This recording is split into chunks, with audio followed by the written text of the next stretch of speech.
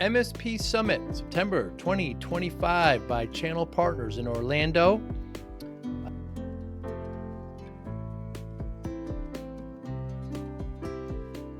Great event, big event, really enjoyed it. Had 13 great conversations with vendors and MSPs.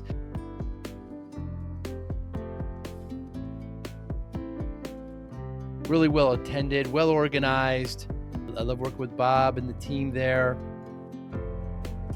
The first interview was with Greg Talone from Cloud IBR. Really enjoyed it. Really interesting man. I look forward to talking with Greg some more and maybe even playing some golf. Logan, of course, from Vendasta. Fascinating platform that helps MSPs. They're in another area. They're moving towards, they want to move towards MSPs to see how they can help them grow. Russ Reeder. Oh my goodness. Great MSP, XTM. Really enjoyed talking to Russ. I'm always fascinated with the growth of those large kind of master MSPs. They are master MSPs. William Rubio, of course, from Call Tower. Love working with Call Tower. He's the CRO there. They're offering a lot of areas that really MSPs need to look to expand in. Great conversation with William. Scott, of course, Scott Furman from a very great conversation. He's head of operations there, and really interesting take on what he does and how he helps MSPs, how his firm helps MSPs. Jeff Hill from Stellar Cyber. Really like talking to Jeff. He's Bulldog. He's really interesting insights. Conversation went by really quickly. Great conversation with Jeff. Ryan Stoner, who I have known for a long time.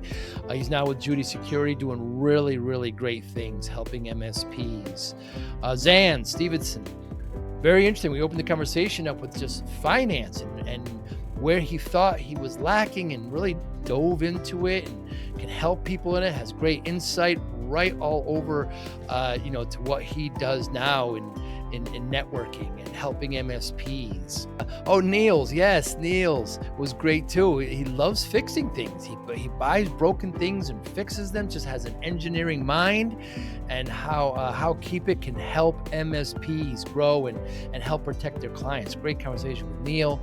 Paul, of course, Mander from Optery. Great conversation with Paul. The whole area, social engineering. I knew very little about this. I know a little bit more, but he's here to help MSPs. Jackie Robinson, of course, from, Anunta, right? From Connecticut, the state that I'm from. Great insight on how to help MSPs with their great desktop as a service.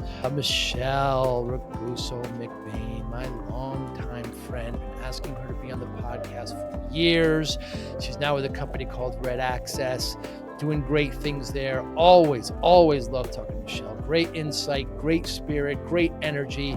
I just can't say enough great things about Michelle. And then lastly, of course, Cale Eisenberg, great company from Vercom. We're doing a lot of work with Vercom. Cale's got great insight. I've known Cale for 5 or 6 years now. We kind of touched base a while ago, but came back now. We have a lot of friends in common.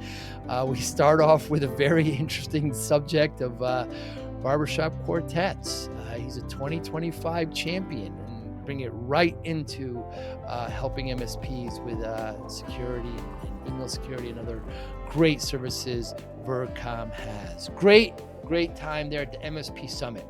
Thanks so much. Hi, I'm Joey Pinz, and here's my 45-second introduction.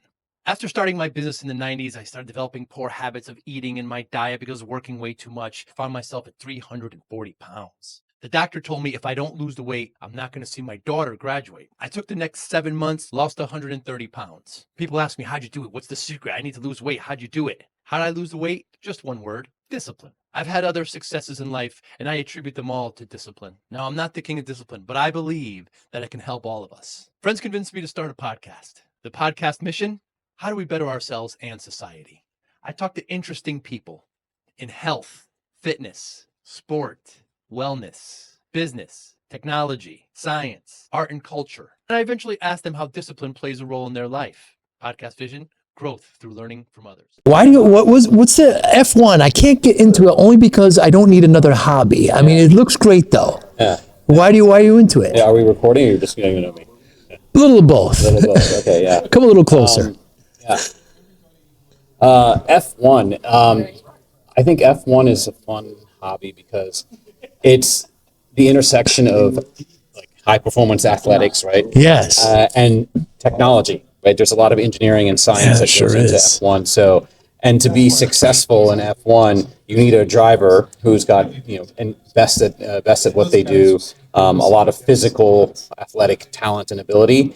But even if you have only that, that's not enough unless you have the right team behind you with the right technology and design and building the right car. So I think that's what makes it fun. I think also it's a global sport. It is global. So, the drivers are from all over the world. The fans are from all over the world. They race all over the world. So it just really brings people together, which is something I think we need a lot more of in this world. And yeah, it's a good time. But seeing the actual race and seeing the driver is really the tip of the spear, because there's got to be a huge team behind them doing, like you say, technology, and it's expensive. And there's only 20 teams, correct? There's 10 teams. 10. Soon to be 11 next year. 10. So 20 drivers going up to 22. So yeah, they're like to be one of the drivers, it's like you're one of the 0.00001%. Amazing. And yeah, the teams have some teams have thousands of people behind them, and each of them pivotal to making the operation success. So why are they going to 11? Money. Yeah, right. Why not go to 20? Is it thin it I think out? at some point they run out of room on the track too. I see. In the Good past, I think point. they've had more than 10 teams. It's gone up and down the history, but yeah, there's. I've only been a fan of the sport for a few years now, so there's I'm sure more hardcore fans out there who can tell you the deeper history. But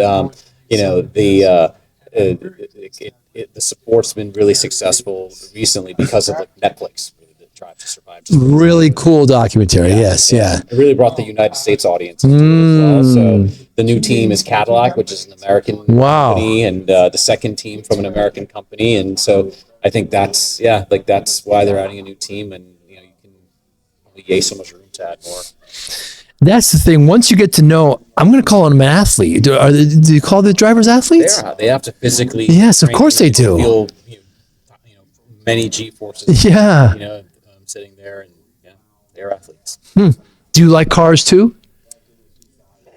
As much as the next guy. I can't say I'm that hardcore. I've been living in New York City for too long. Do you even have a driver's license? I do. I didn't grow up in the city. But, I see. I have a driver's license. I still enjoy driving. Don't get to do as much of it. Right. Don't get to do it that often. Being in the city, yeah. The transportation there is just too. How long have you been in the city?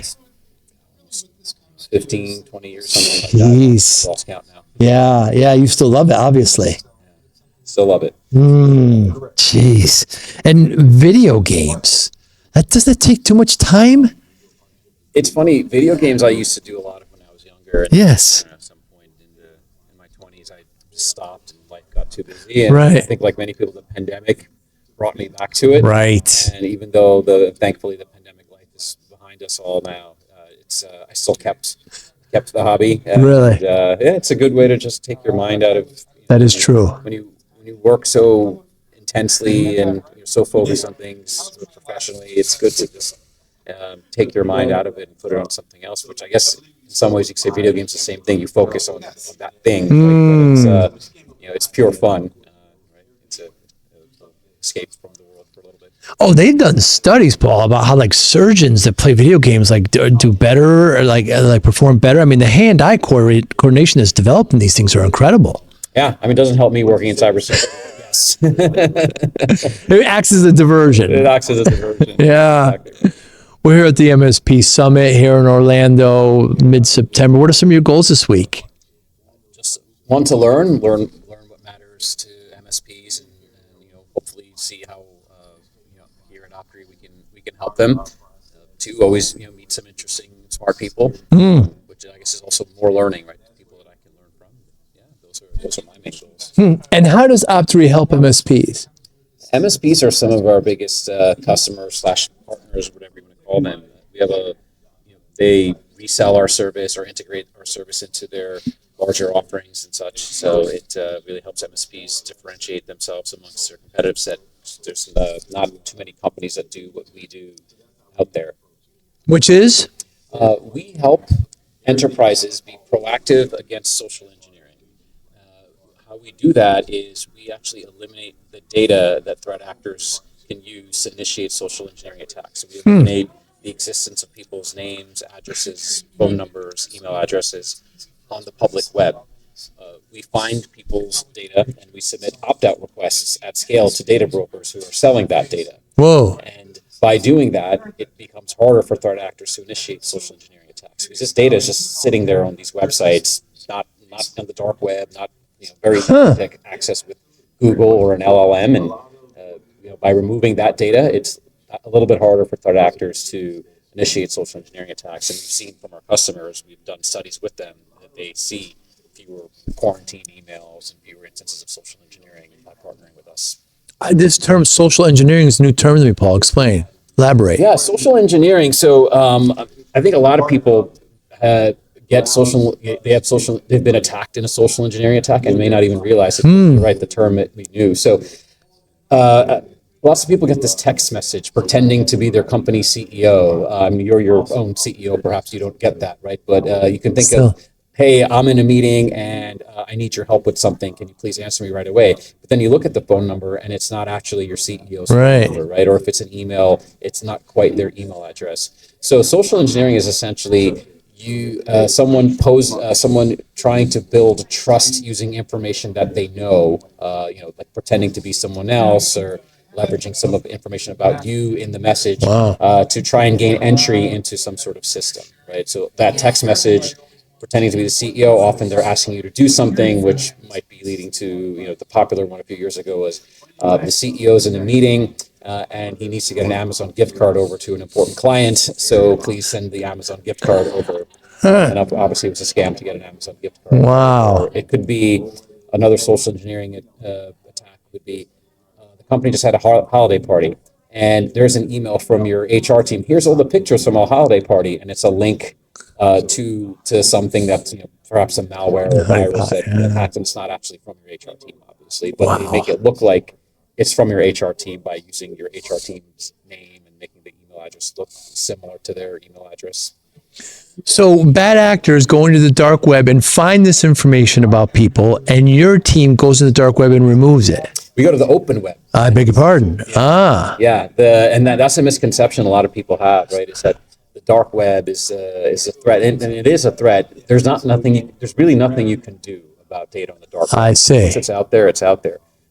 We remove data on the open web, which is easier for people to access, right? So when I say open web, this is just something you can find in Google. I see. Right? Dark web, you need like a special browser, right? Tor, right? You need some technical ability to access the dark web. The open web, you don't need any level of sophistication. We take the data off the open web. And I never heard the term open web, but it just means the regular web that we the worldwide network, World Wide Web network. Exactly. And so it's just on some old websites that just became ghost, that are just zombied. I don't understand. Like, they're websites that are called data brokers. These are companies that make their living selling people's information. Whoa. They're selling your address, your phone number, the names of your relatives. And they're selling them to, there's legitimate use cases. They're selling to perhaps salespeople who want to contact you, recruiters who want to contact you for jobs, legitimate uses of that technology. But also the data that's sitting there is also available to threat actors, hackers, people who want to scam you, people who want to steal identity, people who want to hack a company. Wow. So there's brokers out there that sell it, and those same brokers will remove it. They will remove it. So you could do what Optery does on your own. Basically say, I'm Joey Pinz, I'm going to go and please remove my data from your site. They'll have processes by which you can opt out of tracking. The problem is there's thousands of those sites out there. I so see. if someone to spend the time, which you certainly could, but who has that time and will go and learn every single process for thousands of sites. So that's what we do for you, is we'll go find that data on your behalf and submit the opt-out request. What a fascinating business model. How did you come upon it? How was the genesis of Optery? Yeah, so Optery's CEO and I lead all of our B2B business. The Optery CEO and I, we worked together a long time ago at a company that was a bit of a data broker. It was back when the industry was more innocent. We didn't have people's names, addresses, or phone numbers. I see. We were just tracking people's clicks to sell ads, right?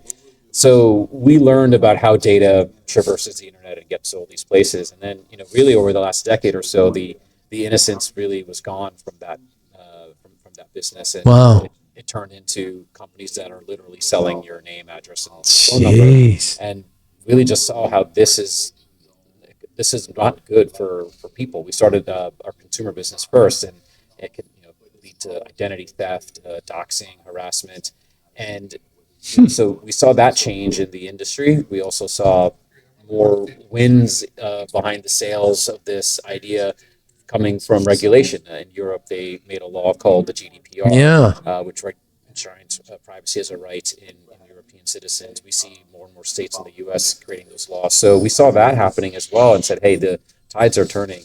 There is a need for the need for privacy is more important now, and consumers are waking up to the idea that hey, I can do something about this, and I should do something about this." So, and our CEO has a story too of being a victim of identity theft. He traced it back to these data brokers had his information, and the person who stole his identity used that information to impersonate him and steal his identity. Huh.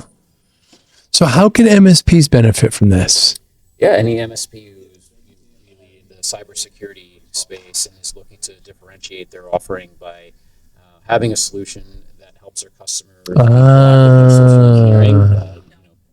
We'd love to partner with you here at Optery, and we do work with MSPs who are doing exactly that. So it's a sell to and it's a sell through. So Exactly. yeah. So you want to help all of the employees of the MSP protect against this, and then their clients. Exactly right. Yeah, and MSPs can use it in many different ways. They could just simply resell our service, and their clients can manage it themselves. Other MSPs who are more hands-on and offer deeper services can administer it on behalf of their customers. And Paul, this is way left of boom. So I mean, you really have to. I wasn't aware this existed. So I think the primary first hurdle is just kind of educating on what can be done. I don't know many who know about this. Yeah, you're absolutely right. There's this misconception that you just have to live with it. Right. Right. And okay, what do you do against social engineering now? You make sure you implement multi-factor authentication. Right. You do training. You have all these anti-malware and technical systems that monitor things, and you need to keep doing all that. I'm not saying that you shouldn't. However, all of that is reactive. It doesn't matter until you're under attack. This is one way to play offense and make it harder for yourself to be attacked. So you're right. This is definitely a new way of thinking about the problem, and one of the few ways in cybersecurity you can do some offense. I'm a former MSP, and I talk to MSPs every day, and the three things that keep them up at night, pretty consistent last 6 or 7 years. One being cybersecurity. If their clients get attacked, they have to allocate resources. They're usually flat rate. It's going to cost them money. They're probably going to be fired. They may even be sued. Two is human capital. If their big techs leave, how are they going to replace them? How are they going to get new ones? And then third is private equity has poured hundreds of millions of dollars in the industry. Their friends are selling their MSP, so it's growth. How am I going to grow? Seems that you kind of help in a lot of these areas. Yeah, and the other thing is it's a very low lift for an MSP to deploy the solution as well. But yeah, it helps with all those things that you mentioned because it's a relatively low lift, low risk. There's no downside to doing this. Right. I wish I could say we guarantee we eliminate social engineering. Obviously, we don't and we can't. But there's no downside to removing your personal information from these websites, right? And if somehow it doesn't for an MSP, when we sell directly, we say this to our customers, and MSPs do the same. It's like, hey, if you're not happy, at worst, what you've done is you've removed some of your from these websites, and you decided you don't want to invest in the solution. That's fine, but at least there's no downside. And what's the evidence that you can prove that you have done your job? Do you say because it's not there anymore? Do you show the where it was and then where it's not? I mean, how does that? Yeah, it sounds like you did your homework. That's exactly what we do, and what differentiates us from other companies in the space is that we will, in our platform, once we find a piece of data, there's a screenshot of here's the data we found, that's you, and a link to that data. Then we'll submit the opt-out request, and then you'll see that that's no longer there. Wow. It's a dead link, and and you go there, that screenshot of what your data was, it's no longer there. So we were constantly proving that we're doing our job, and if somehow something's not working, it becomes very evident, and we'll get on it right away to make sure it is working.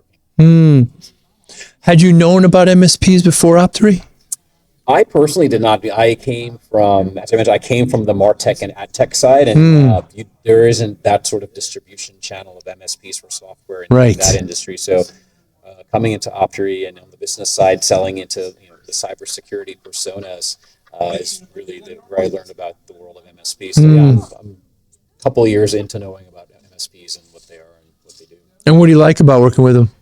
I mean, as a person who runs B2B, it's a great distribution channel, a Right. great set of partners. It just helps. I love how MSPs just help make a lot of companies knowledgeable about solutions that may not have the time and resources to figure out these things for themselves, right? Especially once it's focused on mid-market and SMBs. Might not, they just don't have the resources or sophistication to vet solutions the same way like a Fortune 100 company might. I think MSPs fill a great gap in that market and provide and allow companies that are SMBs and mid market to operate at a much higher level than they could. So I started my MSP in the 90s, Paul, and I was working way too hard. OG, yeah, right across the sound from you in New Haven, right? Okay. Yeah. And working way too hard and not paying attention to myself. And I'm at the doctor, I'm up to 340 pounds. I'd gained all this crazy amount of weight. So she says to me, if you don't lose this weight, you're not going to see your daughter graduate. My daughter was just born. Scared the hell out of me. Spent the next 6-7 months, lost about 120 pounds and then kept it off, right? These are lifelong changes. Congratulations. Yeah, thanks. So when I tell people this, say, what's your secret, what you do? And there's no secret, Paul. Discipline, right? Routine, willpower, focus. I wonder how discipline plays a role in your life. Yeah, I think it is. You need discipline no matter what. Like I think you shared a very personal journey and a good example of how discipline can help. I think in business it's the same thing, right? For me it is being very consistent with my eating schedule and what I eat. Of course, I'll cheat on the weekends. Yeah, of course. Bit, right? New York City, damn it. Yeah, the temptations are on that island. Yes, it's great. That I live on, and same thing with my at work with my sales team. They all know this. The one thing that if you want to get me annoyed is if you don't follow process. The process is there for a reason. We know this thing works, so let's follow this process, right? So, discipline is important in everything that you do, and I think we started talking about F1 and F1 drivers, right? The amount of discipline that those people need to stay in the physical shape and to have the level of concentration and hand-eye coordination, right? It's the common thread between anyone who's successful, no matter what field that they're in. Yeah, it's very, very true. Yeah, and that's exemplified in F1. That is for sure. So much respect for those guys. There's a couple races here. There's like Las Vegas. There's Austin. There's Miami. Montreal, not too far away. I see. Have you been to any of them? No, I'm going to my first one next year, though. I'm going to go to Silverstone over in the UK. Oh. The birthplace of F1. Is it really? Yeah. So. And do they drive on the other side of the road? I mean, it's a racetrack, so there's no. Oh wait, F1. I thought F1 is on the road. They do have street tracks. Oh, street tracks. Yeah, there are some tracks where they turn like the streets of Las Vegas. Right. These are race cars, so there's just one wheel. I see. They're specially designed race cars, right? So they're not. There are racing. Cars like street cars that they modify. No, these are. That's a good point. Designed That's a good point. Yeah, with one seat. Yeah, they sure are. Appreciate your time. Anybody listening, watching, they want to get in touch with you. How can they do so? Yeah, the best way, I'm always on LinkedIn, linkedin.com/Paul Mander, all one word. Mander. That is correct. Paul Mander. DER. Or imoptery.com/business if you want to learn more about our solution. But appreciate you having me on. Thanks so much, Paul. Appreciate it. Thank you for listening and or viewing Joey Pinz Discipline Conversations. Please share this episode with one or two of your friends who you think may benefit from the episode. Our website, www.joeypins.com. There you'll find lots of resources and you could join our mailing list. Please follow us on all our social media, Instagram, Twitter, and Facebook. Podcast information, the video version of our podcast is on YouTube. Please subscribe. Audio is on all major podcasting platforms. Please follow them. And if you like it, please consider giving 5-star rating. Would really appreciate that. Thank you again for listening or watching Joey Pinz, Discipline Conversations.